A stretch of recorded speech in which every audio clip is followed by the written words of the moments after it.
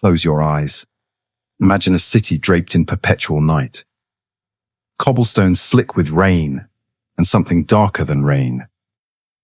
Gas lamps casting amber pools of light that barely hold back the shadows crowding at their edges.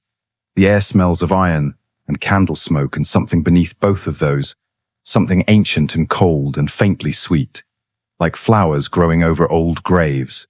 Cathedral bells toll somewhere in the distance, their resonance too long, too deep, vibrating in the chest rather than the ears, as though the sound comes from somewhere beneath sound itself.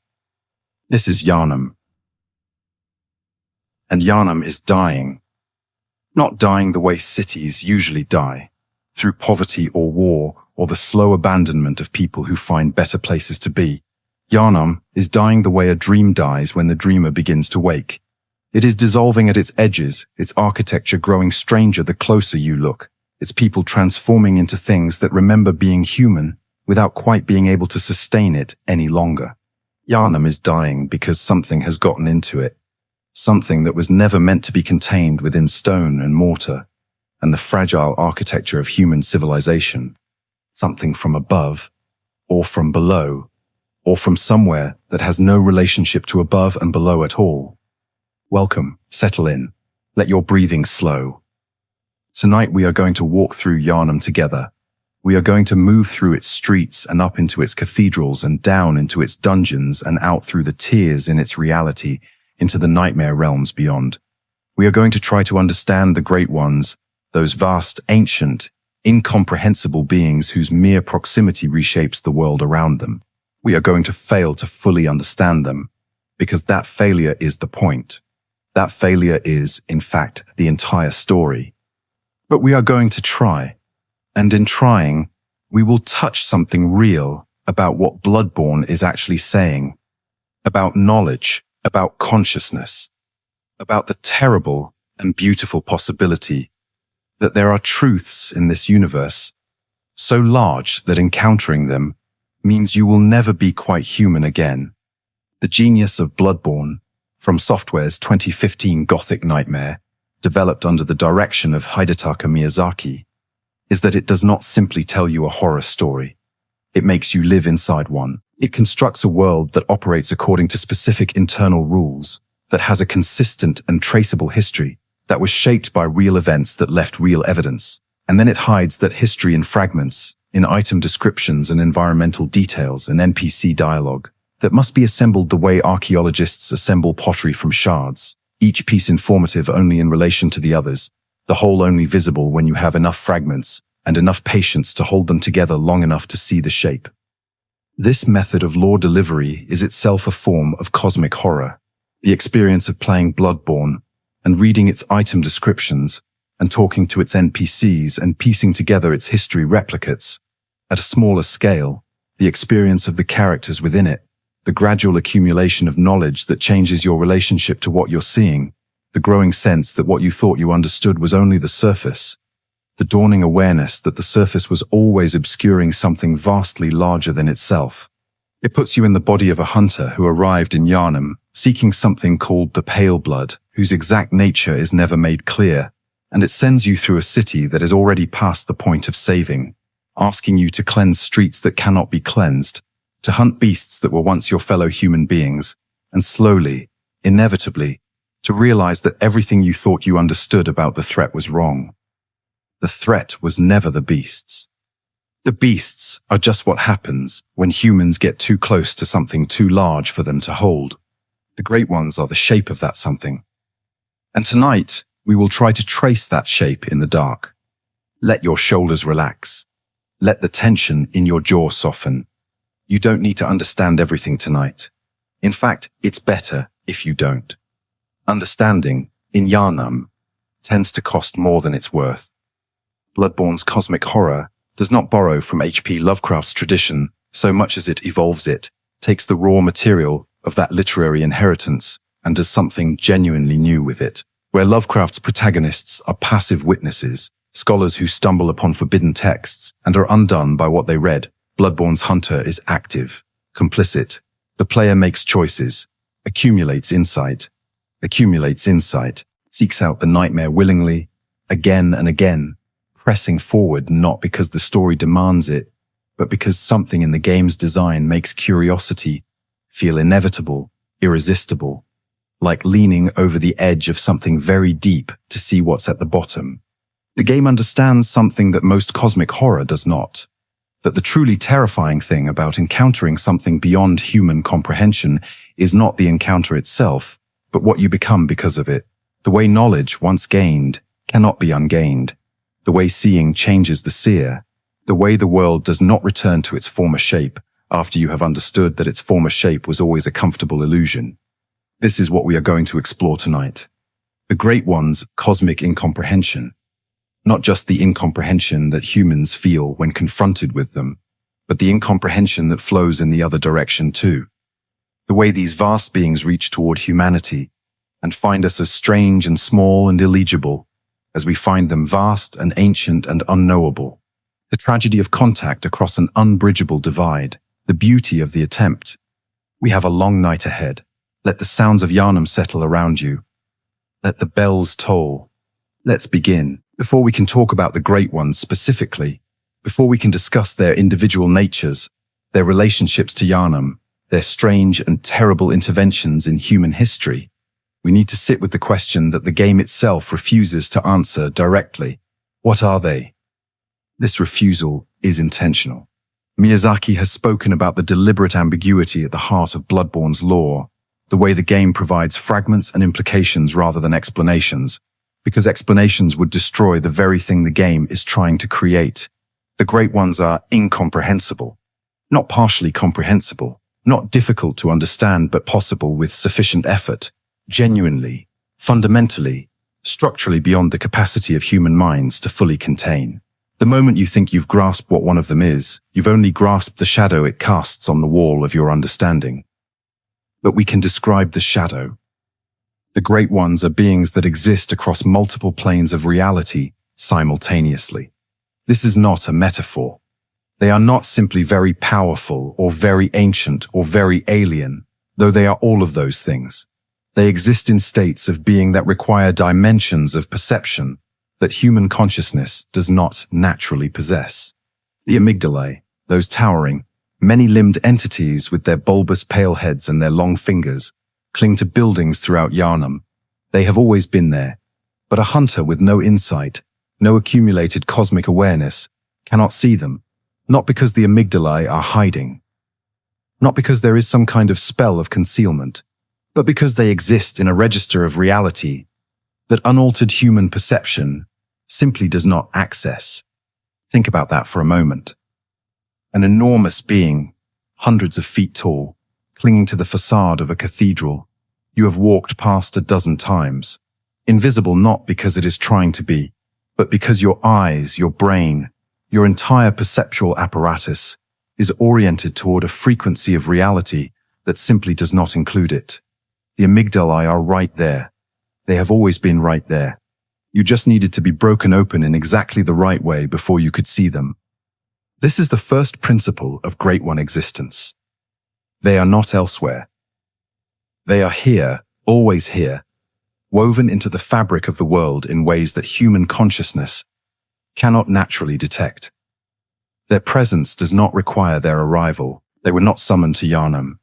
Yharnam grew up around them, was shaped by their influence, was transformed by their proximity in the same unconscious way that a garden is shaped by the presence of water underground, not through direct intervention, but through the slow, persistent pressure of something vast and patient, operating according to its own logic beneath the visible surface of things. The laws of the Great Ones, such as they can be assembled from the fragments the game provides, are heartbreaking in their simplicity. Every Great One loses its child and yearns for a surrogate. This single sentence, this one line scattered across item descriptions and NPC dialogue, contains more tragedy than most stories manage in their entirety. These beings, capable of reshaping reality, capable of existing across multiple dimensions simultaneously, capable of communicating through means that bypass the very structure of human language and rational thought. These beings cannot do the one thing that drives most earthly life forward. They cannot successfully reproduce. Their children are lost. How they are lost, why they are lost, what that loss means to an entity that may experience time in ways that render human grief incomprehensible in its duration and depth. These questions do not have clean answers. What we know is what this loss produces: a yearning, a reaching toward, a persistent, cosmic need that leads great ones to seek surrogates among humanity, to attempt through human vessels what their own cosmic biology cannot accomplish, to reach down across the vast distance between their mode of existence and ours and try, always fail, always cause enormous suffering in the failing, to bridge the gap. The tragedy is not that they are cruel. The tragedy is that they are not cruel. The tragedy is that they genuinely reach toward us, that their interventions in human history are, from their own perspective, acts of connection and care. The Healing Church's law tells us repeatedly that the Great Ones are sympathetic beings who respond to human calls for aid. They come when called. They grant what they understand to be gifts. They try. And every time they try, something goes catastrophically, irreversibly wrong. Not because of malice, but because the distance between what they are and what we are is not a distance that goodwill can bridge. You cannot hold the ocean in a thimble, no matter how much the ocean wishes you could. You cannot contain cosmic consciousness in a human skull without the skull breaking. The Great One's love, if that word can be used at all across such distances, is real. And it is lethal. This is the structure of Bloodborne's cosmic horror, and it sets it apart from simpler versions of the genre. The Great Ones are not hostile gods disdainful of human insignificance. They are not indifferent forces of nature unaware of our existence. They are aware of us. They notice us. They reach toward us with something that functions like care, and we are destroyed by the reaching.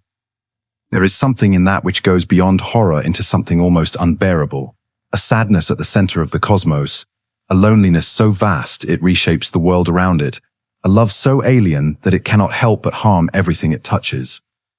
Let's go deeper. The Great Ones also exist in relationships with each other that are similarly opaque. We see the results but cannot read the motivations. Ebrietas, the daughter of the cosmos, was left behind by her kin. Whether abandoned, whether choosing to remain, whether the very concept of choice operates the same way for her as it does for us, we cannot know. Kos washed ashore dead in the Fishing Hamlet. And whether that death came from violence or natural causes or some form of cosmic transition, that death is only our inadequate word for, we cannot know. The moon presence maintains the hunter's dream, weaving a pocket reality out of cosmic influence and grief, for reasons that seem to serve some agenda we cannot fully read. They have agendas. This is important. The Great Ones are not random forces. They are not weather or radiation or gravity, things that operate according to laws but have no intentions. They have intentions. They pursue goals. They take actions that serve purposes. We simply cannot, from inside human consciousness, read what those purposes are. We can see the effects. We can trace the consequences. We can piece together the shape of the intention from the wreckage it leaves behind.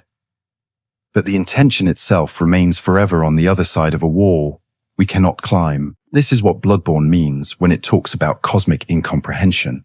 Not that the Great Ones are beyond our ability to observe. We can observe them once we have sufficient insight. Not that they are beyond our ability to interact with. The entire game is one long series of interactions with their influence. But that the full meaning of what they are, what they want, what they experience, what their existence is like from the inside, these things are foreclosed to human understanding, not by the Great One's deliberate withholding, but by the simple structural impossibility of human consciousness holding them. They are too large for us to see whole, like standing at the base of a mountain and trying to describe its peak, except the peak is in a dimension you do not have eyes for. Breathe. Let that settle. We are going to walk through the specific Great Ones now, one by one, and try to understand what each of them tells us about cosmic incomprehension. Each one illuminates a different facet of the problem. Each one is a different kind of proof that the distance is real, that the tragedy is real, that the reaching matters even when, especially when, it fails. Before we meet the specific Great Ones, we need to understand the system by which the game itself teaches you about them. Because Bloodborne is doing something remarkable in its design, it is not just telling a story about cosmic horror, it is creating a mechanical system that makes you experience cosmic horror in a way that pure narrative cannot. The insight mechanic is the heart of this. Insight is a currency in Bloodborne, earned by discovering boss locations, defeating bosses, and using certain items. It can be spent at a shop operated by the messengers, those small, fingerless, endearingly strange creatures that populate the hunter's dream. In most games, a resource like this would simply be a progression system.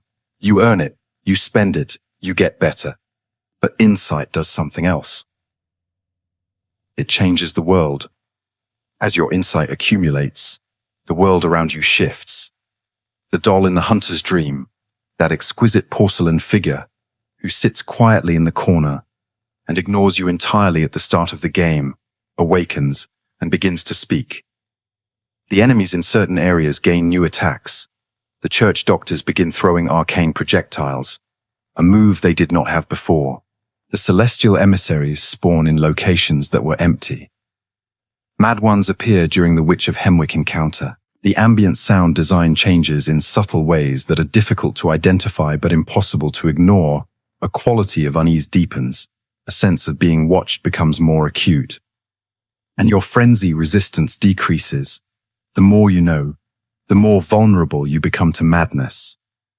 This is the design philosophy made explicit. Knowledge in Bloodborne is not protective. Knowledge in Bloodborne is a wound that keeps bleeding. Every piece of cosmic awareness you accumulate makes you more capable of perceiving the Great Ones and more susceptible to being destroyed by what you perceive. The insight system forces the player to experience, mechanically, something that the game's characters experience narratively, the terrible double-edged nature of cosmic awareness. Think about what this means in terms of the experience the game creates. In almost every other game, progressing through the story makes the player character stronger. In Bloodborne, progressing through the story makes the hunter more perceptive and more fragile simultaneously. You become capable of seeing more and more of what is actually happening in Yharnam, and what you see is increasingly likely to shatter you. The Madman's Knowledge items, those broken skull fragments that can be found throughout the game world, leaking something luminous and faintly wrong, describe their own effect with haunting economy. Making contact with eldritch wisdom is a blessing, for even if it drives one mad, it allows one to serve a grander purpose. Read that again slowly. Even if it drives one mad, even if the madness is acknowledged as likely, possibly inevitable, but reframed as acceptable because of the grander purpose it serves. Whose purpose? For whom is the purpose grander? These questions are precisely the ones the Great Ones cannot answer in terms we can understand. The doll's awakening through insight deserves particular attention because it encodes something philosophically significant about the nature of perception in this world. The doll was always the doll. Nothing about her changed when the hunter gained sufficient insight to make her animate. What changed was the hunter's capacity to perceive what she actually was. Reality in Bloodborne is not a fixed thing that exists independently of observers. It is mutable, dependent on the perceptual capacity of the beings inhabiting it. Higher consciousness reveals a richer, stranger, more dangerous world, not because the world changed, but because the observer changed. This is not solipsism. The Great Ones are objectively real. Their effects on the world are measurable and irreversible, independent of whether any particular human can perceive them. But what they are, what they mean, what it is like to exist in their presence, these things are deeply, profoundly dependent on the state of consciousness doing the perceiving. A hunter with zero insight walks through Yharnam and sees a horror story. A hunter with high insight walks through the same Yharnam and sees a cosmic tragedy. Both are true. Neither is complete. The Winter Lanterns. Those horrifying late-game enemies with their swollen heads composed of what appear to be messenger creatures fused together, their bodies draped in the doll's blood-stained attire, represent the endpoint of the insight curve. They are beings that have received too much cosmic awareness, who have been overwhelmed by what they now perceive. and who spread that same overwhelming perception to others through their very gaze. Their frenzy attack works by transmitting cosmic awareness directly into the hunter's consciousness, not metaphorically, but literally. The frenzy meter fills because your mind is being asked to contain something it was not built to hold. Their singing is perhaps the most disturbing thing about them. From a distance, before you've seen one, you hear it, that off-key, wavering melody that your body recognizes as wrong before your mind has processed what it is hearing. The winter lanterns are singing. They are trying to communicate something. The sound of their communication, filtered through human auditory apparatus and human cognitive processing, comes out as discord, as something that raises the hair on your arms and makes your frenzy meter tick upward. The intent is expression. The reception is terror. The gap between those two things is the size of the cosmos. Every mechanic in Bloodborne is teaching you something about cosmic horror. The insight system is the most elegant of these lessons, that the price of seeing is becoming seeable, that awareness is not armor but exposure, that the greatest dangers in this world are not the things you haven't encountered yet, but the things you are only now beginning to understand. We need more eyes. Master Willem mutters from his wheelchair on the veranda at Bergenworth. He's right, and he's completely wrong. And the distance between those two truths is the whole of Bloodborne. Your breathing is slow and even good. The night is long. We are going to the moon presence now. Of all the great ones, the moon presence is perhaps the most intimate, not in the sense of being close or comprehensible, but in the sense of being the one most directly involved in the hunter's specific existence. It is the moon presence who maintains the hunter's dream. It is the moon presence to whom Gehrman is bound. It is the moon presence whose influence shapes the entire arc of the game's narrative, from the moment the hunter awakens in Iosefka's clinic to the final confrontation in the dream. And yet the moon presence may be the least understood of all the great ones we encounter. In the Japanese version of the game, the moon presence is called Flora, a name that carries its own strangeness, that botanical gentleness applied to something so profoundly alien. The English localization chose the more descriptive title, but something is lost in the translation. Flora, a name that suggests growth, that suggests something nurtured and living, that suggests the same kind of patient, vegetative expansion that Yharnam itself seems to embody, the slow, persistent spread of something living through the substrate of human civilization. The moon presence's physical form, when we finally see it in the True Endings boss encounter, is described by players as elongated, a pale, translucent body with tentacle-like appendages and an absence where a face should be. It is humanoid in the broadest possible sense. The way a reflection in a distorted mirror is humanoid. You can identify the structural echoes of human form, but the specifics have been stretched beyond recognition.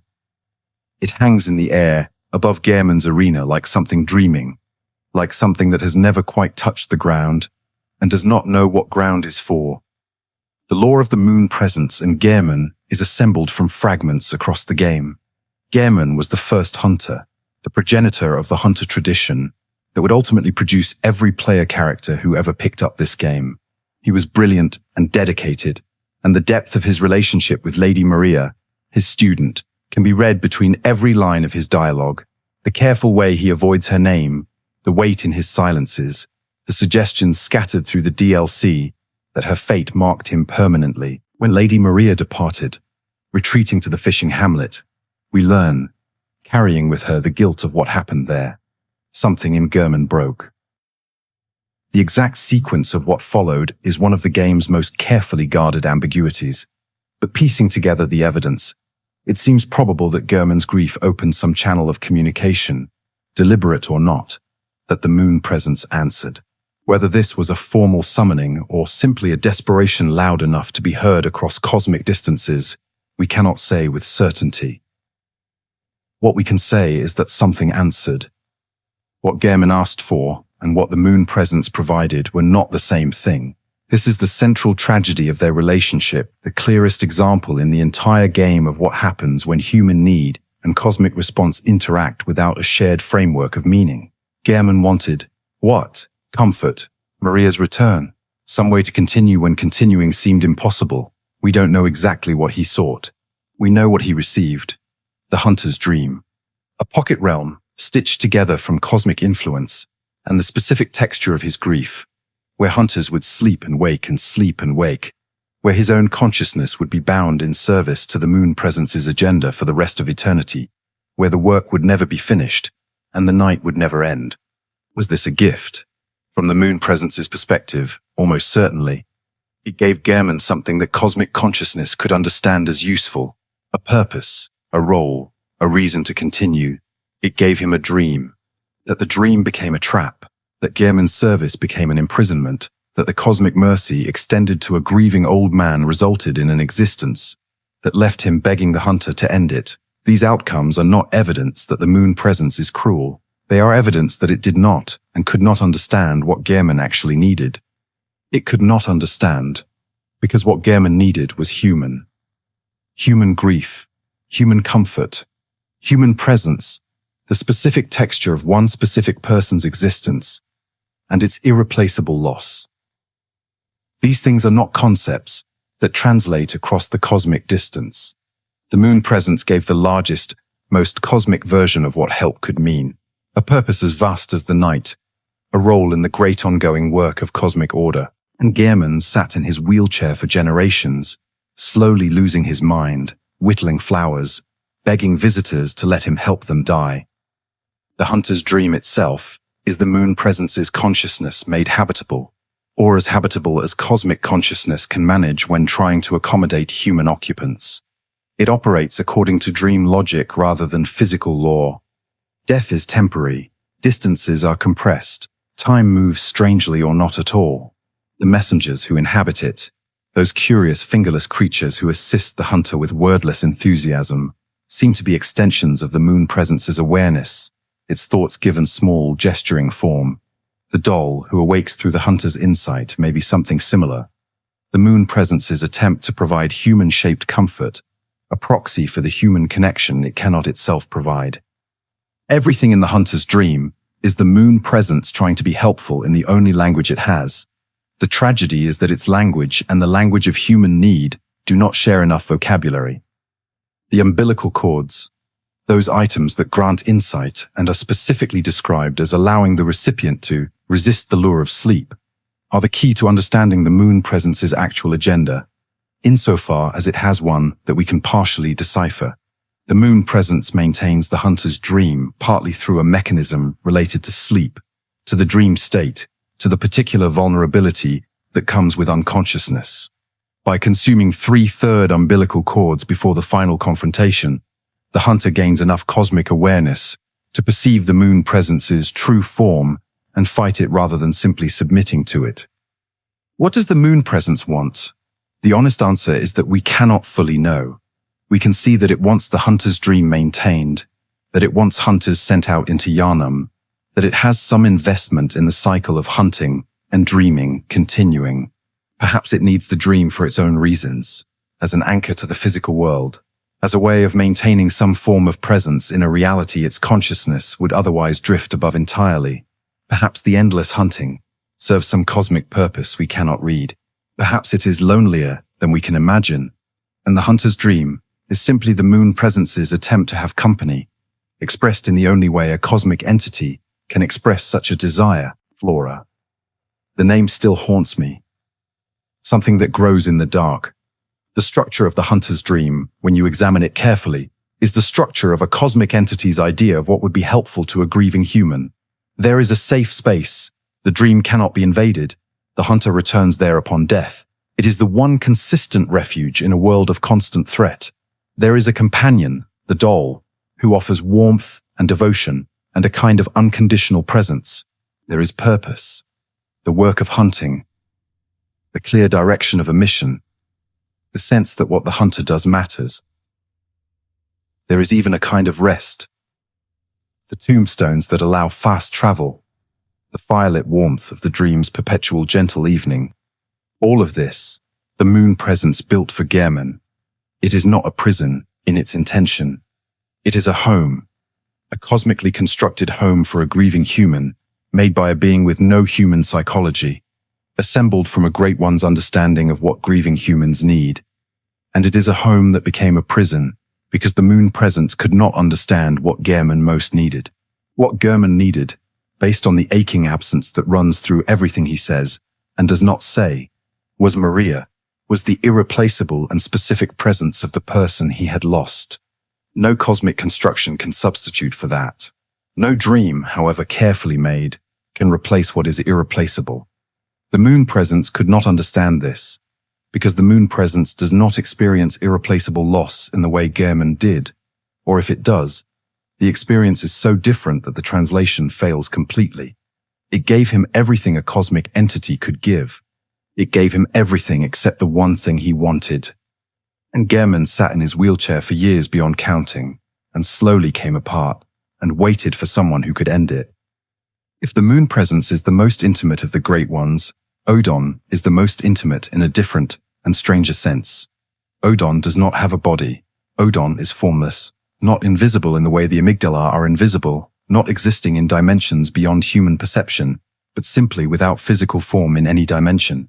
Oedon is described throughout the game's lore as existing in the blood, inhabiting that vital fluid as a medium for cosmic presence, using the circulatory systems of living beings as its dwelling place. Think about what this means. Every person in Yharnam, every hunter, every scholar, every priest, who ever sought communion with the Great Ones, potentially carries Oedon within them, not metaphorically, not as a matter of faith or spiritual presence, literally, physically, cosmically.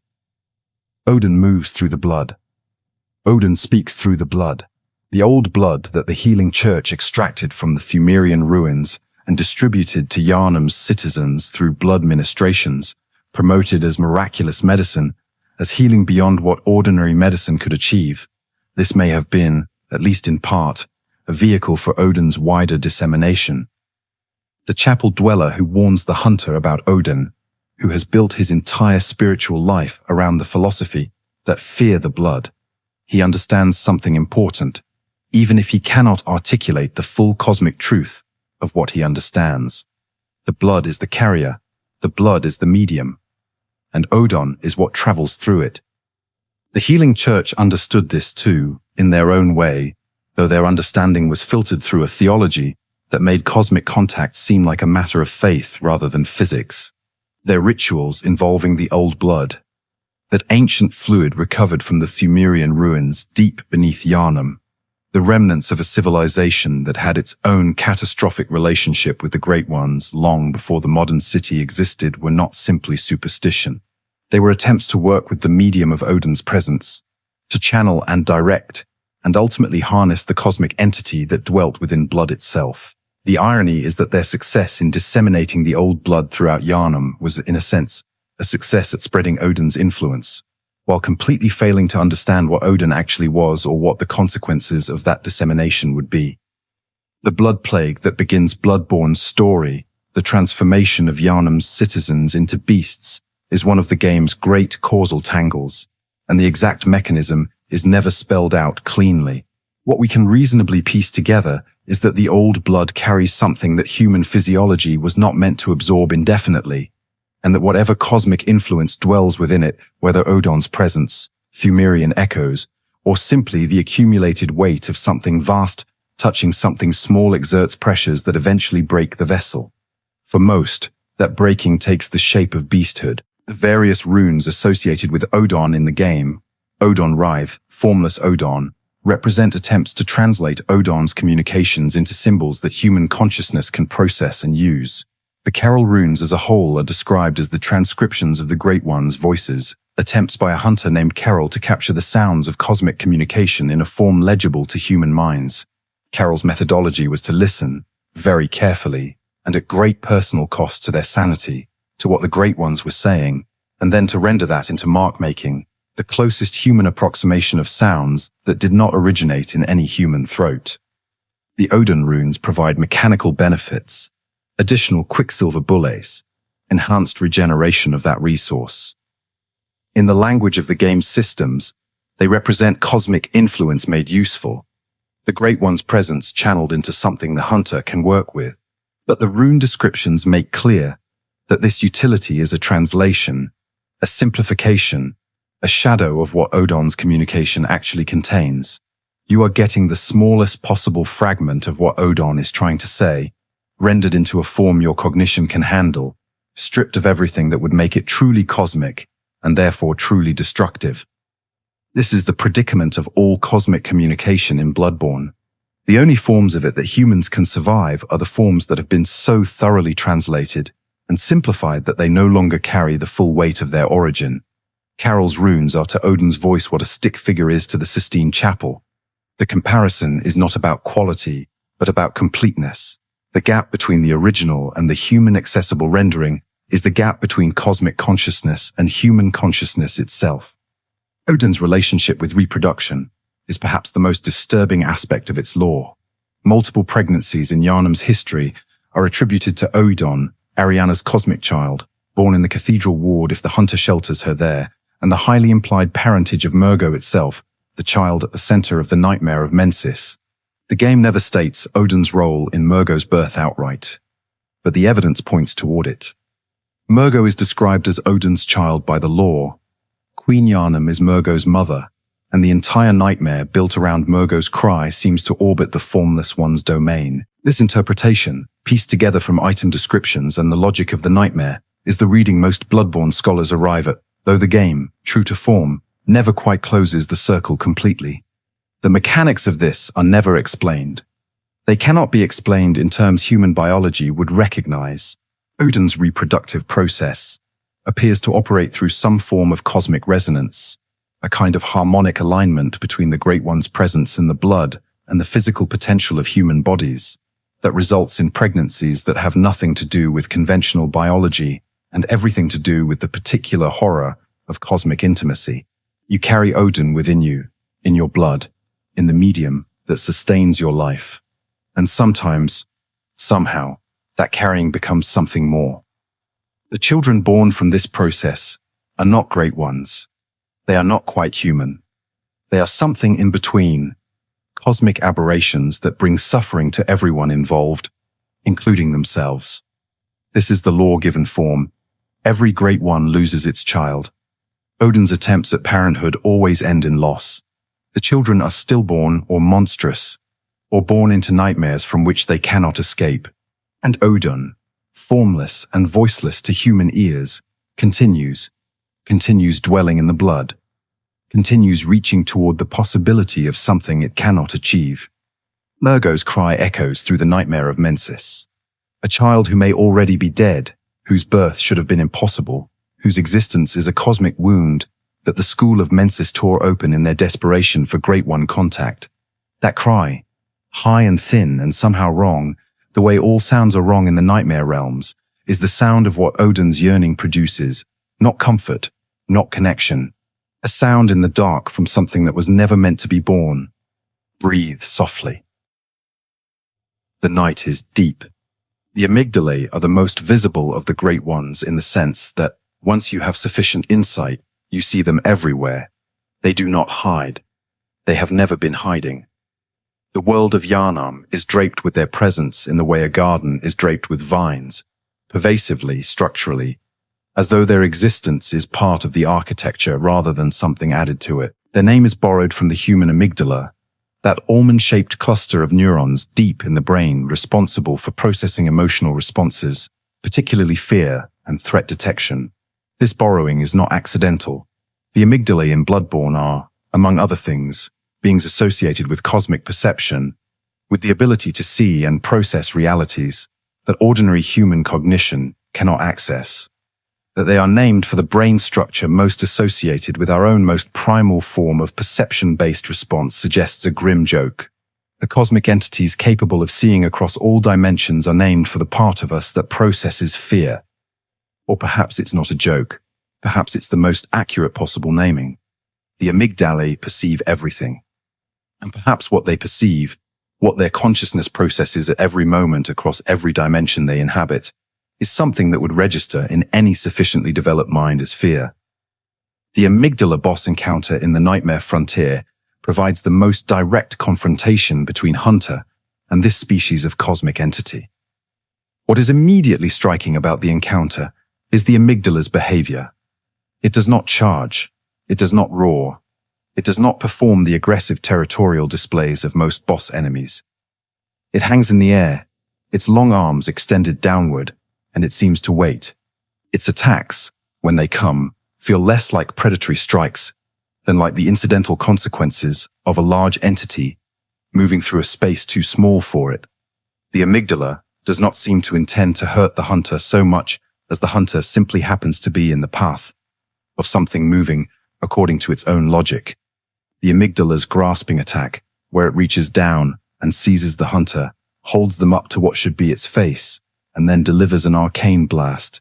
This is perhaps the most intimate moment of Great One contact in the entire base game. For a moment, you are in its hands.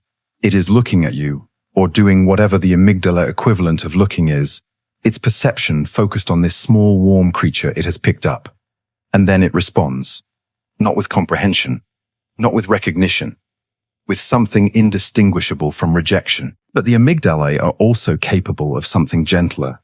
There are amygdalae throughout Yharnam that, if the hunter has sufficient insight, can be interacted with in a way that transports the hunter to the lecture building, a pathway into other areas of the game world.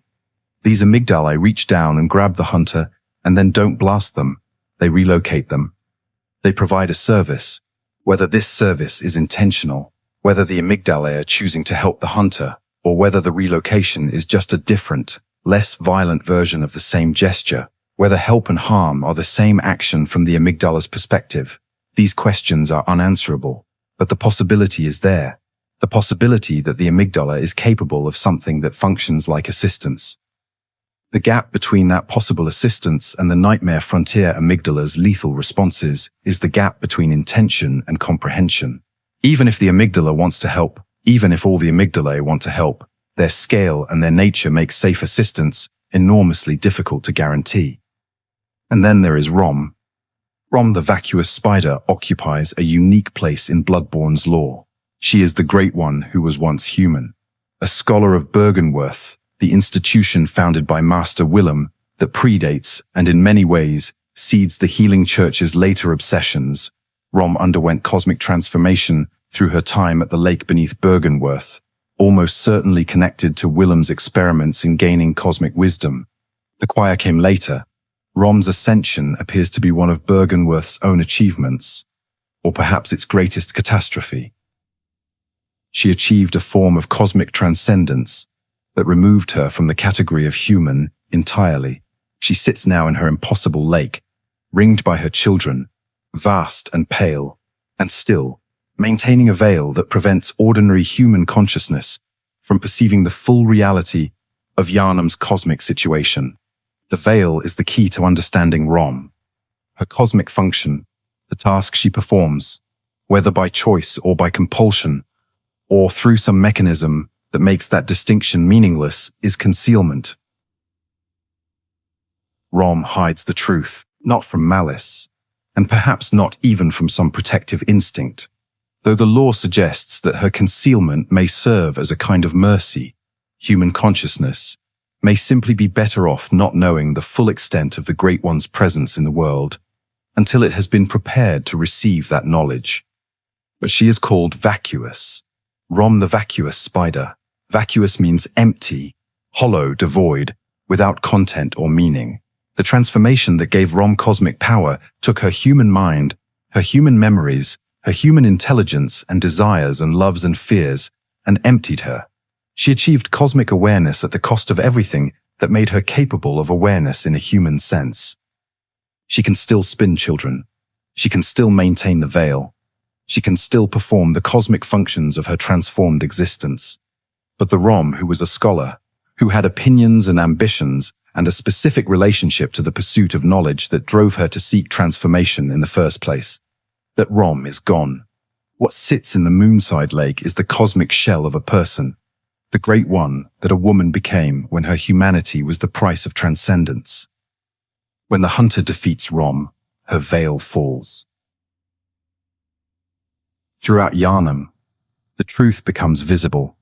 The amygdalae emerge from their dimensional hiding, or rather, human consciousness suddenly becomes capable of perceiving what was always there.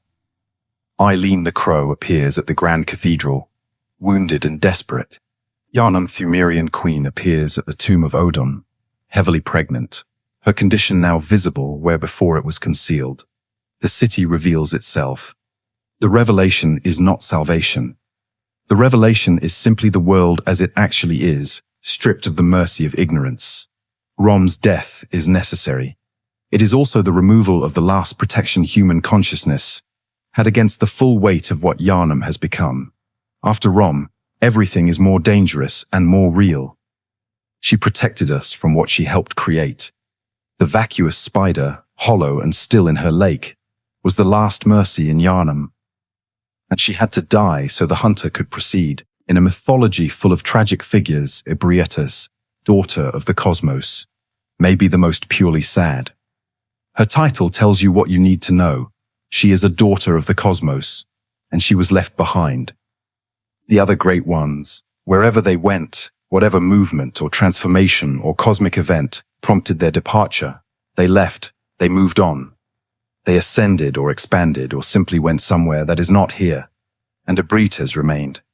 Whether by choice or circumstance, whether she stayed because she wanted to, or because she couldn't make whatever journey the others undertook, we don't know. What we know is that she is the last, the remainder, the child of the cosmos who found herself alone in Yharnam when the rest of her kind were elsewhere. The choir found her, or found her first. She may have been present in the world before they located her, existing in the cathedral ward in ways they couldn't initially perceive. When they did find her, they recognized immediately that they had encountered something unprecedented. A great one who appeared, at least under certain conditions, willing to engage. Most Great One contact in Bloodborne is indirect. Influence through blood, communication through symbols and dreams, intervention through mechanisms so removed from direct engagement as to be almost unrecognizable as contact. Ebrietas was different. She was there. She was accessible. She seemed, within the limits of what accessibility can mean for a cosmic entity, to respond. The choir built their entire research program around this access. They developed the Call Beyond, a spell that channels Ebrietas' cosmic power, a translation of her vast destructive potential into a form human consciousness can direct. They created the Celestial Emissary, a being that appears, based on its environment and its context among the transformed patients, to represent the most successful result of the choir's ascension experiments, though its exact origin is never confirmed. It may have been human once. It may have been shaped from something else entirely. What it is now is an intermediary of sorts, stable enough to interact with, alien enough to suggest the distance that transformation crosses. And Ebrietas cooperated. To whatever extent a cosmic entity can be said to cooperate, she remained. She responded to certain rituals. She shared aspects of her nature that the choir could incorporate into their research. She gave them Call Beyond. She participated in the experiments, however passively, that led to the creation of the celestial beings that populate the upper areas of the cathedral ward. Why? This is the question the game does not answer directly, and the question that matters most for understanding Ebrietas. She was left behind. She was alone. And then humans found her and began building an entire system of worship and research around her presence. Perhaps the choir's attention was, for Ebrietas, something like company. Perhaps she cooperated because cooperation was better than the alternative, being alone again in a cosmos her kin had departed without her. If this is true, it makes the altar of despair, her chamber, her home within the cathedral, one of the most heartbreaking locations in any game I know. The altar of despair. She named her home after despair. Or the choir named it that in recognition of what they found there. Either way. Ebrietas, daughter of the cosmos, alone on her altar, surrounded by the evidence of her isolation, engaging with human scholars not because they could truly understand her, but because the alternative was the silence of a cosmos that had moved on without her. The boss encounter with Ebrietas reflects all of this. She does not attack immediately. She kneels, genuflects, even, over what appears to be a remnant of something ancient. her strange arms wrapped around it in a posture that reads, from a human interpretive frame, uncomfortably like grief or prayer. Whether this is mourning for another great one, a ritual of some kind, or simply a posture that our pattern-seeking minds are interpreting as grief, we cannot say. When she finally notices the hunter and engages, there is something in her attack patterns that reads less like rage than like confusion. She does not seem to understand why this small, warm thing is here, why it is fighting her, what it wants. Her eyes, those great golden insectoid eyes that cover much of her face, seem to search. Or beyond, the spell she enabled, that channels her cosmic nature, is her own attack reflected back at her by a human who learned to wield a fragment of what she is. There is something circular and sad about this, that the most intimate contact the hunter has with Ebrietas is fighting her using a translation of her own voice, the research that Ebrietas enabled. Through her cooperation, through the knowledge the choir extracted from that cooperation, led to the research hall, led to the brain fluid experiments, led to the enlarged-headed patients screaming in the dark, led to the living failures in the lumenflower gardens, and the celestial children who haunt the area around them. Everything the choir built on the foundation of Ebrietas' presence ended in suffering. Not because Ebrietas was deceptive, not because the choir were villains, but because human frameworks were not capable of handling what Ebrietas actually was, and every attempt to make use of cosmic contact without transforming cosmic understanding into something livable ended in disaster. Ebrietas gave what she had. Humans took what they could, and it broke them. She is still there, on her altar, in her despair, alone. Of all the stories in Bloodborne's lore, the story of Kos and the Fishing Hamlet is the one that cuts deepest. It is the story that explains the hunter's nightmare. It is the story that contextualizes Lady Maria's guilt and her self-imposed exile in the clock tower. It is the story that the game tells most carefully and most obliquely, giving you fragments and implications and the testimony of survivors who may not have witnessed directly what happened there, and yet the shape of it is unmistakable. A coastal village. Small, isolated, the kind of place that exists at the edge of the world where civilization thins out and something older takes over. The Fishing Hamlet, whose name we never learn, was built around water and what comes from water. The people who lived there were hardy and specific, adapted to their environment in the intimate way of communities that have existed in one place for generations, who have learned the rhythms of the sea and adjusted themselves to those rhythms until human and environment are difficult to distinguish. And they found Kos. She had washed ashore, a great one, vast and pale, her body resembling something between a woman and a deep-sea creature, her dead eyes still and her form enormous against the rocks of the hamlet's shore. Whether she had always been in those waters and only now manifested physically, whether she had come from elsewhere and found her end on this particular beach, these questions don't have answers. What matters is that she was there, dead, or in some cosmic state, that death is only our inadequate word for present in a way that even ordinary human consciousness could not fail to perceive. The Hamlet people did not flee. They did not destroy. They did what any community does when confronted with something vast and incomprehensible and utterly real. They built their lives around it. They incorporated Kos into their existence, the parasites that inhabited her body, worm-like things that should have been alien and terrifying, but that proved to be, in the Hamlet's careful and reverent hands, useful. The Hamlet people ate them, used them as fuel, incorporated them into their bodies and, gradually, over generations, became something that was neither entirely human nor entirely apart from Kos. Amphibious, adapted, transformed not through violence or experiment, but through the slow intimacy of living alongside a cosmic presence and choosing to receive what it offered. They prayed to her. They tended to her body.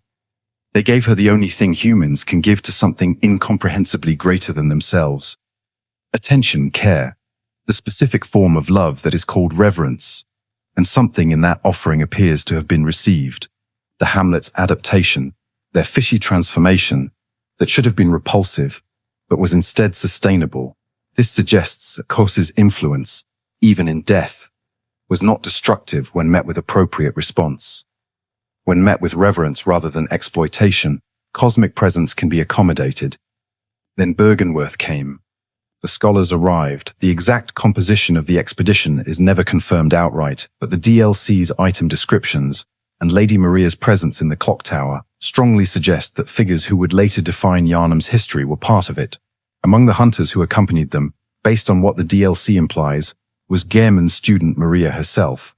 They came with their analytical frameworks and their ambition, and their fundamental conviction that cosmic knowledge was a resource to be extracted and put to use. They looked at the Hamlet people's careful, generational relationship with Kos, and they saw something else, a site of cosmic interest, a deposit of knowledge to be mined. What exactly happened at the Fishing Hamlet is obscured by the game's deliberate fragmenting of testimony, but the evidence throughout the area, the corpses, the atmosphere of violence done and not recovered from, the orphan's rage, suggests systematic destruction. The scholars appear to have slaughtered the Hamlet people, desecrated Kos's remains in pursuit of the secrets they contained, extracted whatever cosmic knowledge they could find, and left, taking with them insights and specimens that would fuel Yharnam's later experiments, taking with them Lady Maria's guilt, which would never leave her. Lady Maria of the Astral Clock Tower, racked by what the DLC strongly implies was guilt over her participation in the Hamlet's fate, eventually abandoned her hunter's calling. She cast her beloved Rakuyo into the Hamlet's well, a gesture that reads as a renunciation of the identity that had brought her to this, and withdrew to the clock tower, where she took her own life. She became the guardian of that threshold in death. In her boss encounter, she fights to keep the hunter from proceeding deeper into the nightmare's truth, as though keeping others away from what she couldn't bear is the last service she can offer to the dead. Gehrman, who was shattered by Maria's departure, whose grief, whatever its precise nature, appears to have been the catalyst for whatever brought the moon presence into his life. His entire arc is shaped by that loss, and by the impossible dream that arose from it. The hunter's dream exists in some sense, because a man could not bear what the world had become after someone he cared for was gone. The cosmic nightmare that the game takes place within exists, because Bergenworth went to that shore, and what they did there had consequences none of them could have predicted. And Kos? What of Kos? Kos is dead, or was dead, or exists in the cosmic condition that death names but does not fully describe. From her corpse, in the moment of the narrative's present, something is born, the orphan of Kos, a being pulled from the body of a dead Great One, emerging into a nightmare realm, screaming. The orphan is humanoid in appearance in a way that most cosmic entities are not. It has a face, limbs, something like a body. It fights with its own placenta, a detail so grotesque and so poignant that it has stayed with players since the DLC's release. The organ of nourishment, the connection to the mother who could not nourish because she was already dead, wielded now as a weapon. The orphan's rage is cosmic and personal simultaneously. It carries grief that has no adequate outlet, the grief of a being that should not have existed, that was born into a world where its mother was already gone, where the people who honored its mother were already dead, where the place that might have been its home was already transformed into a nightmare by the actions of the very humans who produced the hunter it now faces. The hunter's nightmare is Kos's response, her curse, whether she issued it consciously or whether it arose automatically from the accumulated cosmic weight of the violation done to her and hers, created a realm where blood-drunk hunters are trapped in endless cycles of violence. The nightmare captures hunters who have surrendered to the bloodlust, who have lost the thread of their humanity in the relentless act of killing, and holds them in a space where they must replay that violence forever, unable to find rest, unable to find redemption. This is cosmic justice, not human justice. It does not map onto proportionality, does not distinguish between those who were present at the Fishing Hamlet and those who merely inherited their tradition. It operates on a scale and according to a logic that transcends human notions of individual guilt and individual punishment. The curse shapes all who walk in the tradition of those original hunters. The nightmare catches all who fall into bloodlust. The consequences of the original sin spread through time and through the community that was built on top of it. And yet, the curse can be lifted. When the hunter faces the orphan, and in whatever fashion counts as victory in this impossible encounter, addresses the orphan's suffering directly. When the cycle of the nightmare is broken by someone who went all the way to its source and did not look away, the curse lifts. Hunters who died in the nightmare can find rest. The wound can begin slowly to close. Kos's influence, even in death, follows a logic. Harm done returns as harm received, until someone faces the harm directly and absorbs it. This is not forgiveness exactly. It is something more like cosmic accounting, but there is mercy in the accounting. The possibility that the cycle can end, that the curse is not eternal, that even the deepest cosmic wound can scar over if someone is willing to walk all the way to its center. This is the most hopeful thing the Fishing Hamlet story offers. Not that things were not broken. They were. Not that the broken things were fixed. They were not. But that the breaking does not have to last forever. That cosmic wounds, like human wounds, can eventually close. If individual great ones are incomprehensible, the Brain of Mensis represents something even more disturbing. The attempt to create artificial consciousness through the merger of many human minds into a single entity, and the grotesque result of that attempt. The school of Mensis was not simply studying the great ones. They were trying to become one. Their approach was fundamentally different from the choir's, where the choir sought to facilitate individual human transformation into cosmic compatible consciousness. The school of Mensis believed that the barrier between human and cosmic awareness was a matter of scale. A single human mind, they reasoned, is too small to contain cosmic consciousness. But many human minds, merged into a single collective intelligence, perhaps that aggregate could hold what no individual could. This theory was not entirely wrong. The Brain of Mensis does possess cosmic awareness. It does function as a cosmic entity in some sense, able to induce frenzy across vast distances, able to communicate with great ones in ways individual humans cannot, able to hold within its composite consciousness truths that individual human minds cannot contain. In the most technical sense, the school of Mensis succeeded. The success is a horror beyond description. The Brain of Mensis is described in the living string item as terribly rotten. This detail is easy to overlook but enormously significant. The brain is decaying. The composite consciousness that the school created, that merger of many individual minds into a single cosmic entity, is not stable. It is falling apart from the inside. The collective nature of its consciousness, which was supposed to be its strength, may be the source of its instability. The merged minds not fully integrated, the individual consciousnesses present but transformed, the whole thing decomposing under the weight of what it contains. The brain's location in the game is extraordinarily specific. Suspended in chains inside Murgo's loft, the domain where the infant Murgo, whose parentage, as we discussed, the lore strongly implies is Oedon's, cries without ceasing. It hangs there in the dark, enormous, immobile, surrounded by that sound.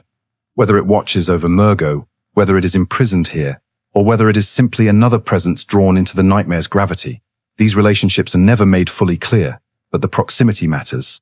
The brain and Murgo exist in relation to each other in a way that the game stages carefully without explaining. The moment you see the Brain of Mensis from a distance is one of the most effectively terrible moments in the game. You are in Murgo's loft middle, a location that is already deeply wrong, its architecture impossible, and its inhabitants vicious, and you come to a window or gap in the wall that looks out into the larger space. And there it is, across the void. Enormous, pale, pulsing, suspended in chains in the middle of what looks like an inverted chapel.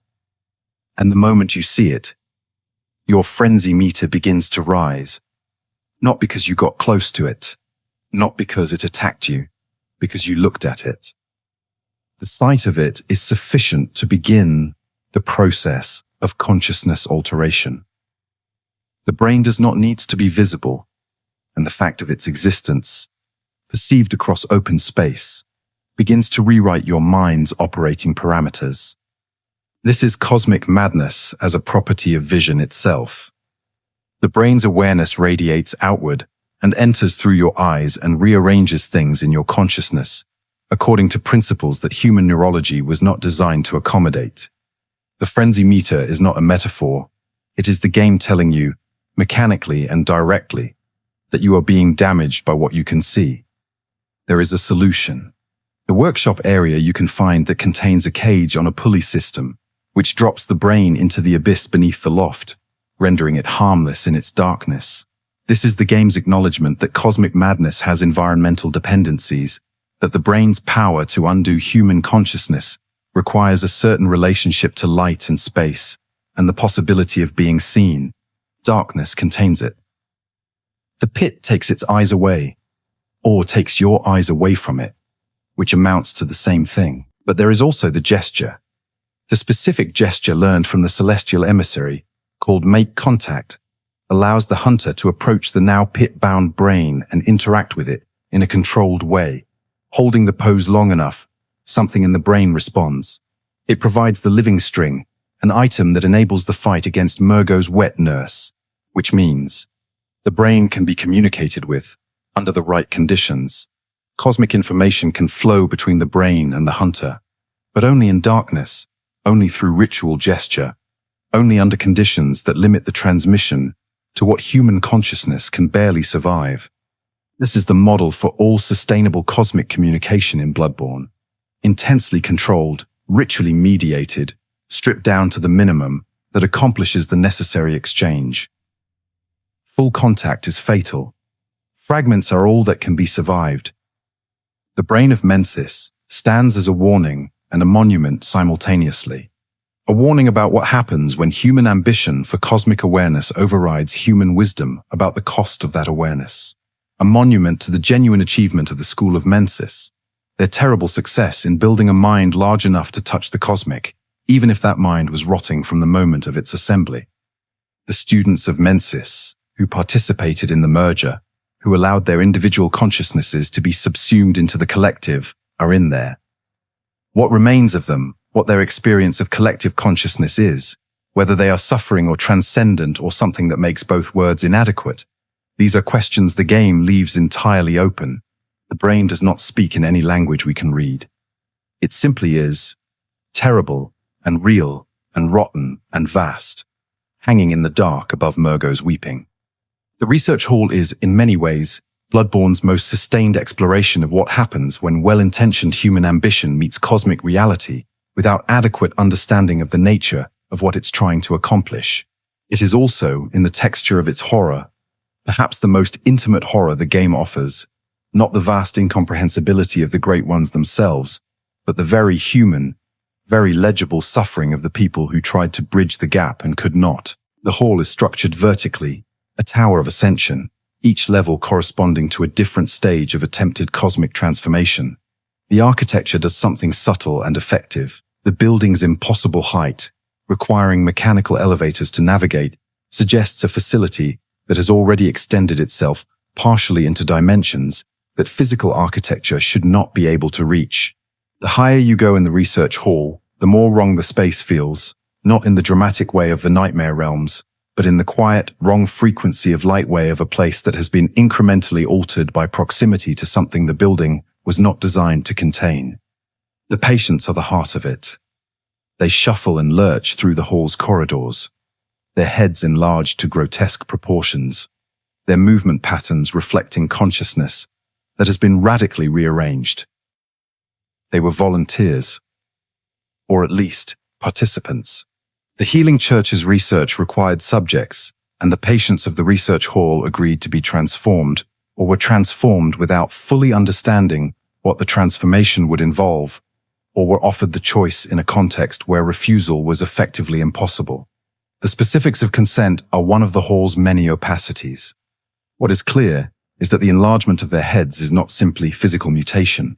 The cranial expansion corresponds to the literal expansion of consciousness beyond the capacity of human neural architecture to support.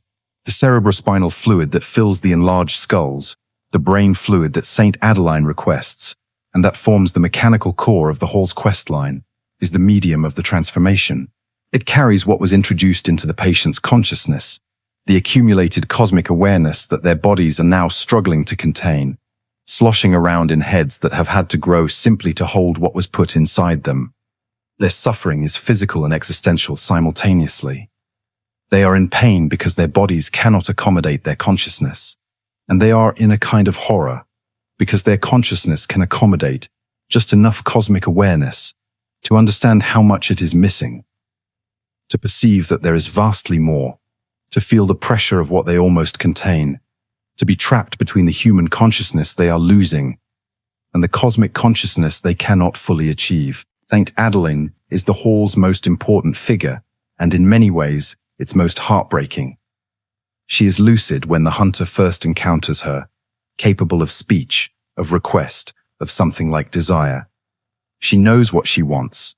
More brain fluid, more of the transformation, more ascension toward whatever the process is trying to reach. She has seen the other patients. She knows what she's asking for. She asks anyway. Her progression through the quest line mirrors a specific form of addiction, not to a substance but to a state of consciousness. Each dose of brain fluid she receives pushes her further along the curve of transformation, and each step along that curve confirms what she already believed, that there is something real up there, something worth reaching for, even if reaching for it means losing everything that makes reaching possible in human terms. By the end of the quest line, she has transformed beyond recognition, and she is grateful. She says so. What she became is, to her, what she was always trying to become. What we see is something barely humanoid, immobile, its consciousness so expanded that it can no longer perform the basic functions of a human existence. She cannot move. She cannot eat. She cannot survive long. But she is grateful. This is the specific horror of voluntary cosmic ascension, the possibility that the destination is genuinely good from the perspective of the transformed consciousness, and that this goodness provides no protection against the destruction of everything you started as. Adeline got what she wanted. She was destroyed in the getting, and she would not have chosen otherwise.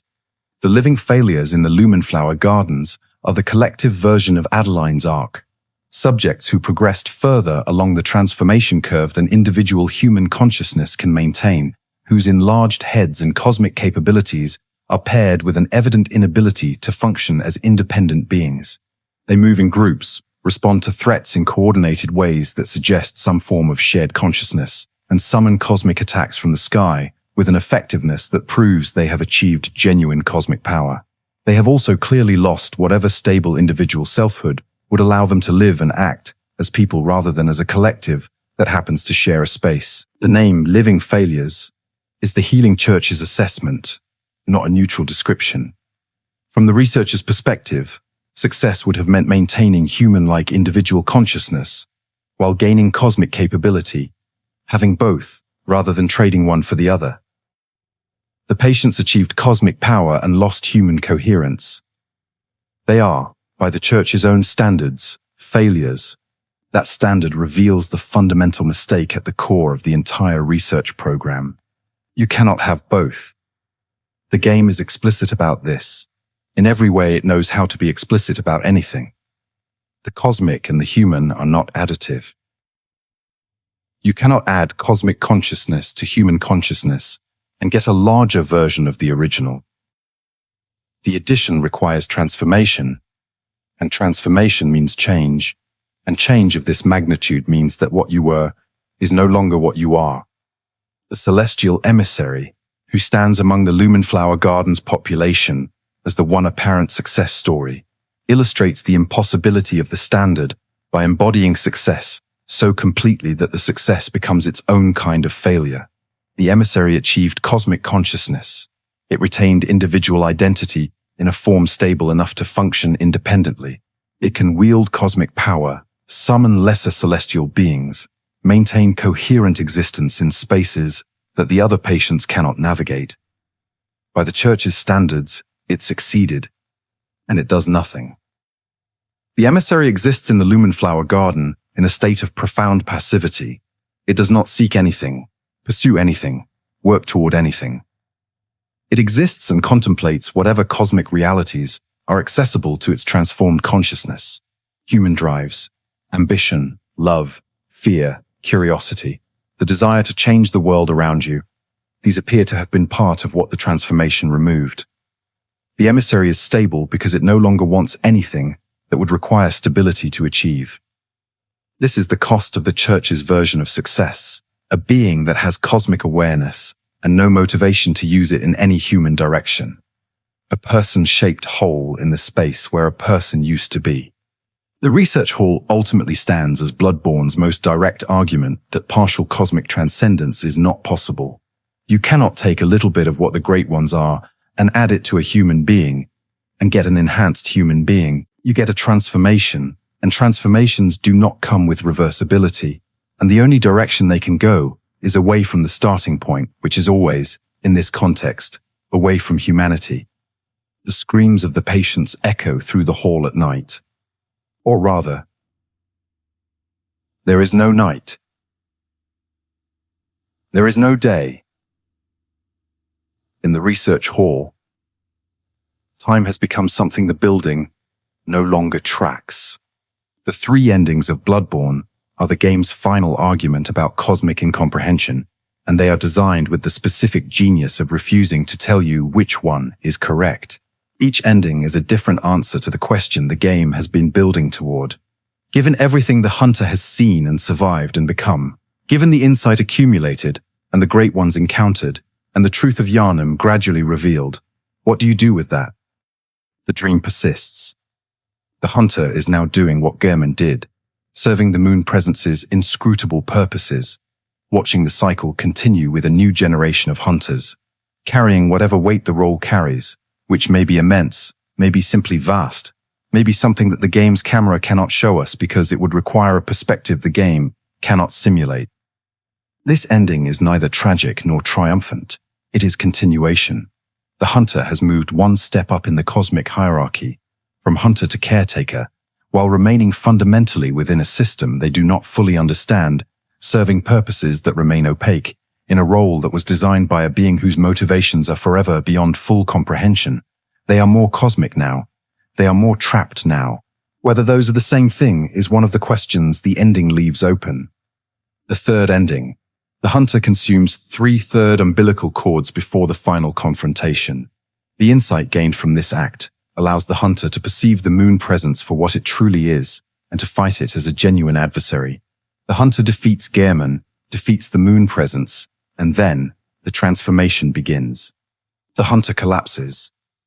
The doll approaches, kneels, and in her arms, an infant. Small, pale, strange. Eyes that are not quite eyes. The transformation is complete. The hunter has become a Great One, not a powerful human, not an enhanced consciousness. A Great One, an entity of the type that the entire game has been teaching us to understand as alien, incomprehensible, beyond the framework of human experience. The hunter who arrived in Yharnam seeking pale blood, who walked through its streets and its nightmares and accumulated insight and fought cosmic entities and made human choices about cosmic questions, that hunter is gone. What the doll holds in her arms is something new. Whether anything of the hunter persists in the infant Great One is the question that makes this ending so difficult to assess as triumph or tragedy. The doll's care for it suggests continuity. She tends to the transformed hunter with the same quiet devotion she showed the original, as though she recognizes something in this new form that connects it to what came before. Perhaps there is a continuity of some kind. Perhaps there is a continuity of some kind. Perhaps the hunter's essential self is preserved in the transformation, the way the shape of a river is preserved when it reaches the ocean, present as tendency, as influence, no longer visible as the thing it was, but still somehow there. Or perhaps the doll's care is simply the doll being the doll, offering love to whatever the dream contains, without the capacity to distinguish what is continuous from what has been replaced. The game does not resolve this. The camera pulls back. The night continues. The infant Great One lies in the doll's arms. The dream goes on. All three endings are about the same thing. The question of whether, given what the hunter now knows, there is a way to exist that is not simply the continuation of the tragedy. The first ending says, choose not to know more. The second ending says, Accept your place in a system you don't control, the third ending says. Become something that transcends the system, even if what you become is no longer recognizably you. None of these choices is wrong. None of these choices is right. The game is not withholding the correct answer. The game is telling you, as clearly as it knows how, that there is no correct answer, that cosmic incomprehension extends even to the choices that conclude the hunter's arc, that the Great Ones cannot guide you toward the right ending because they do not experience right and wrong in the way that would make the guidance meaningful. You choose. You live with the choice. The night continues. Let's return, as the night deepens, to madness. Not as a symptom or a consequence. We've been discussing it as those things throughout, but as itself, a kind of meaning, a kind of language that human consciousness was not built to speak, but is being spoken at us anyway, insistently, by entities that have no other way to express what they are. The winter lanterns are the clearest embodiment of this idea. They are distributed throughout the nightmare realms, in the nightmare of Mensis, in the nightmare frontier, in the fishing hamlet near Kos's remains, and their presence serves as a marker. They appear at the threshold of genuine cosmic proximity, at the places where the concentration of Great One influence is highest. They are, in a sense, the byproduct of that concentration, what happens to consciousness when it is exposed to too much cosmic reality without adequate protection. Their physical form is the key. The heads of the winter lanterns appear to be composed of the messenger creatures that populate the hunter's dream, those small, handless beings who assist the hunter with such earnest goodwill and mysterious access to hunting tools. The messengers are, in various ways, expressions of the moon presence's awareness, its thoughts given small, reaching form. The winter lanterns are composed of these creatures in a different configuration, merged, compressed, woven together into something that can carry and transmit a more intense form of cosmic awareness than any individual messenger could hold. This means the winter lanterns are not random mutations.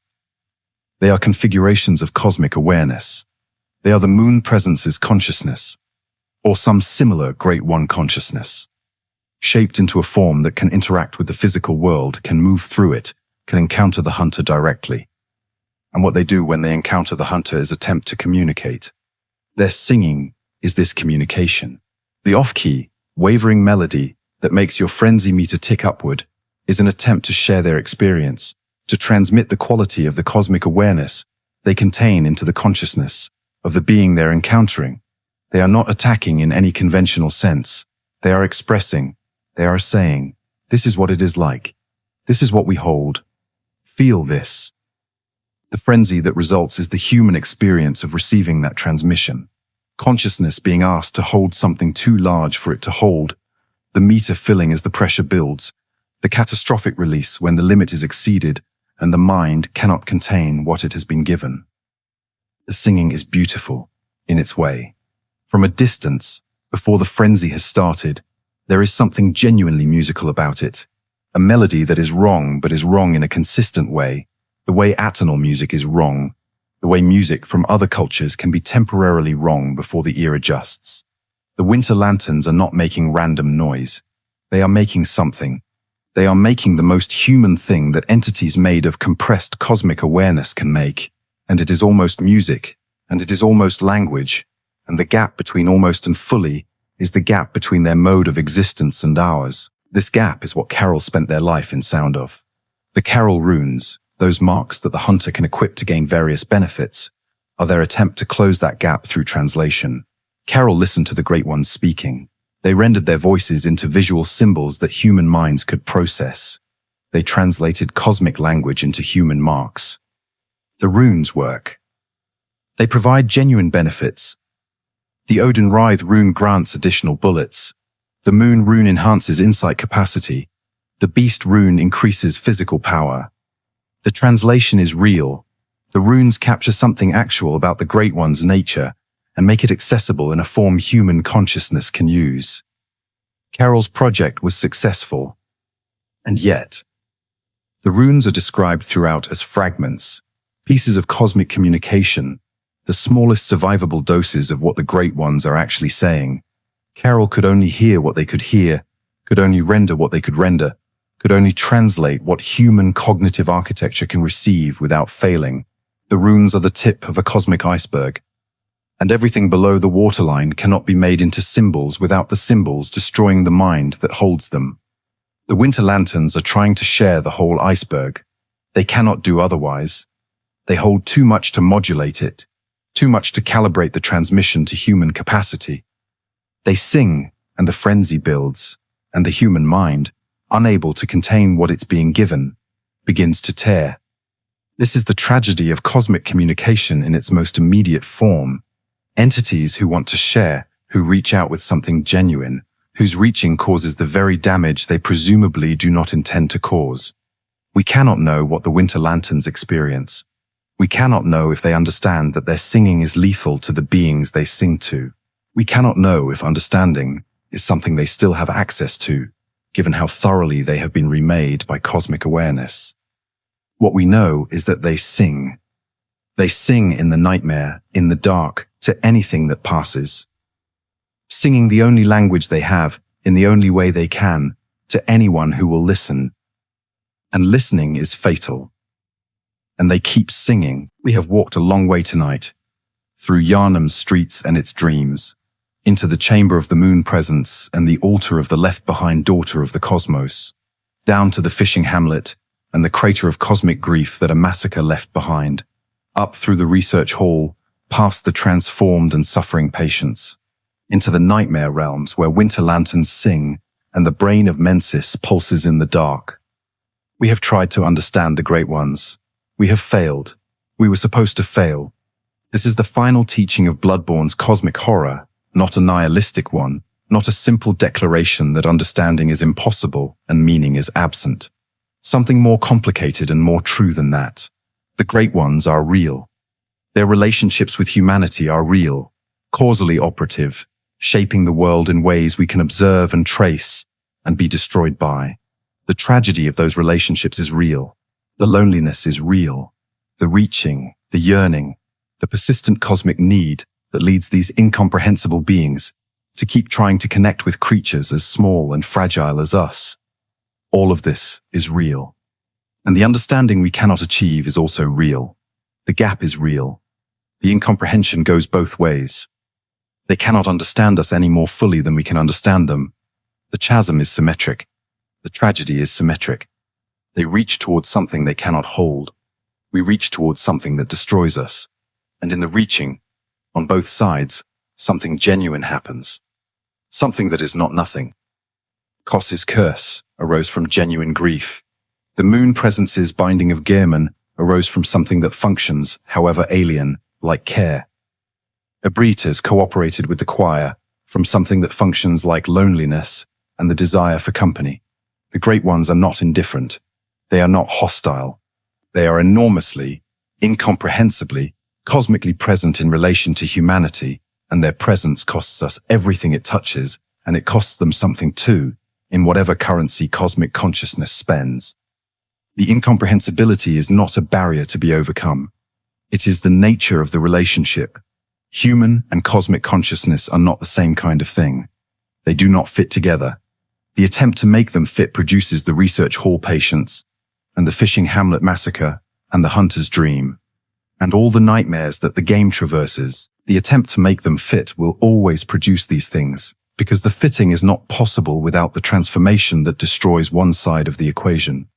What the game suggests, in its most quiet moments, in the doll's care for the infant Great One in the third ending, in the ritual gesture of making contact with the pit-bound brain of Mensis, in the possibility that Kos's curse can be lifted through the hunter's willingness to go all the way to its source, is that the relationship itself has value even without comprehension, that reaching towards something you cannot understand is not futile, that the attempt carries meaning even when, especially when, it fails to fully bridge the gap it was attempting to bridge. The doll is perhaps the clearest emblem of this possibility. She is the moon presence's attempt to provide human-shaped care within a cosmic space. And she is impossibly gentle, impossibly patient, impossibly loving in the specific way that something inhuman trying very hard to approximate humanity can be. She tends to the hunter in the dream, She tends to the infant Great One after the transformation. She offers the same quiet devotion to both, across the transformation that makes one into the other, as though she can see something continuous in them that we cannot see from outside. Perhaps she can.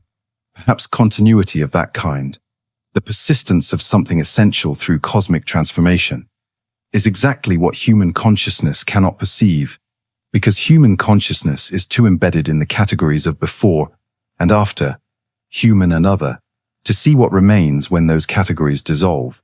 The doll, who is neither fully human nor fully cosmic, who exists in the interstitial space between those two modes of being, might be positioned to see across that divide in ways neither side of it can manage. This possibility, that continuity persists even through the most radical transformation, is one of the ways Bloodborne prevents its cosmic horror from becoming nihilism. The horror is real. The incomprehension is real.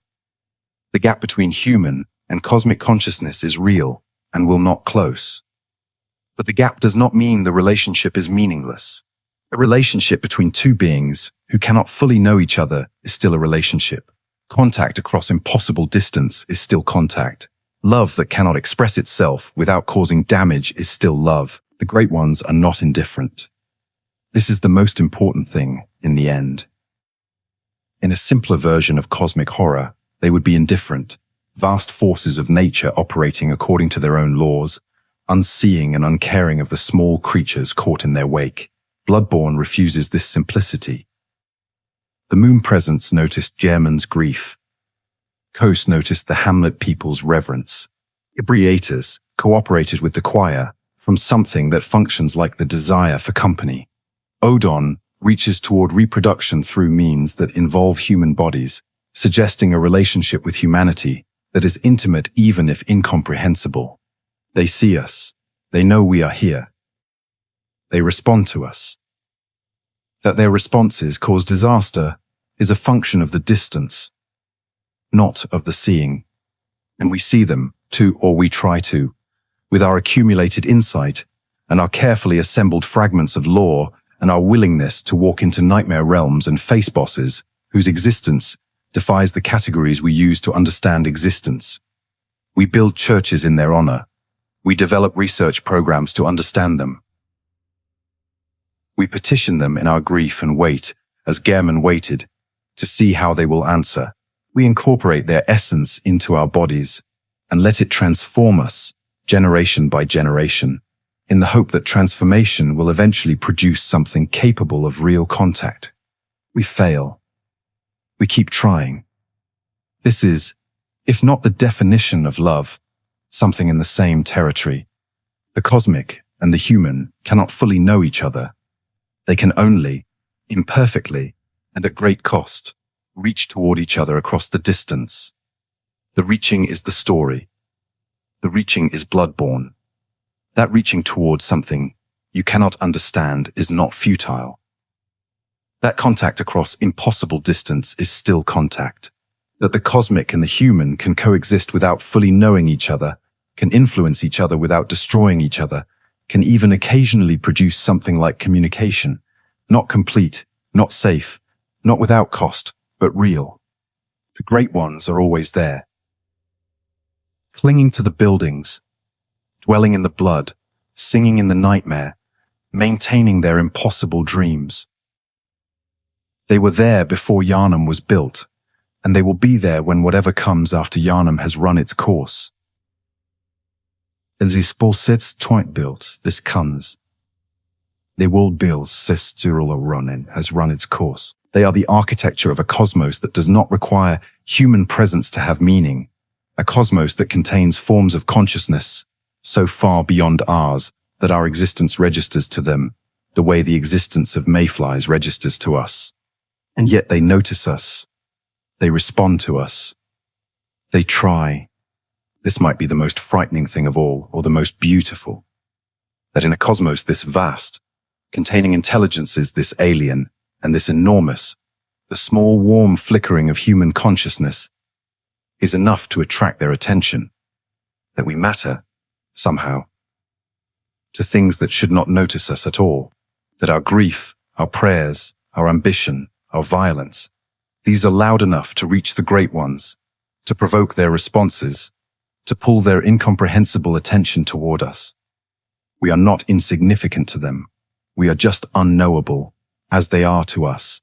That mutual unknowability, that shared incomprehension across the cosmic distance, this is the tragedy of Bloodborne. And the tragedy is also, if you look at it long enough without looking away, a kind of love story. Imperfect, impossible, catastrophic at every turn, but a love story. Beings reaching toward each other across distances that should make reaching impossible. Failing to reach, reaching again. The night is ending. Or the night is always beginning. In Yharnam, these two things may not be different. Your breathing is slow. The stars outside are the stars above Yharnam too, if you look at them from the right angle. If you look at them with the right kind of eyes. Not more eyes, not the eyes that cost too much, just the eyes you already have, that are enough for what you need to see. The great ones are incomprehensible. They always will be.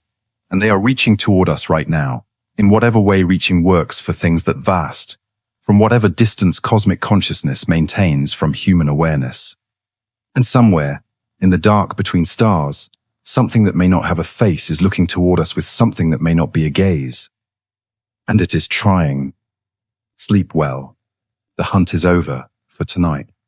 Fear the old blood, but do not fear the reaching. Even if you cannot survive it, even the attempt is real.